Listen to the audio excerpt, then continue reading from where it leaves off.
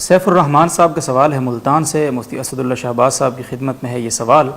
پوچھتے ہیں بعض لوگ نماز جنازہ میں دائیں طرف سلام پھیرتے ہوئے دائیں ہاتھ کو چھوڑ دیتے ہیں، بائیں طرف سلام پھیرتے ہوئے بائیں ہاتھ چھوڑ دیتے ہیں، اس کا کیا ہوگا میں وہ سب؟ نماز جنازہ میں جو ہاتھ باندھے جاتے ہیں، یہ جب چوتھی تکبیر کہی جاتی ہے تو اس کے بعد ہاتھ کھول دینے چاہیے، کیونکہ جو ہاتھ باندھنے ہیں وہ 4 تکبیروں تک باندھنے ہیں.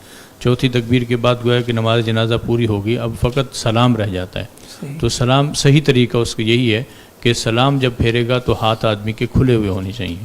تو انہوں نے جو طریقہ لکھا ہے وہ ناسمجھی کی وجہ سے لوگ کرتے ہوں گے کہ سیدھی طرف سلام پھیرتے وقت سیدھا ہاتھ چھوڑ دیتے ہیں اور الٹی طرف سلام پھیرتے وقت الٹا ہاتھ چھوڑ دیتے ہیں.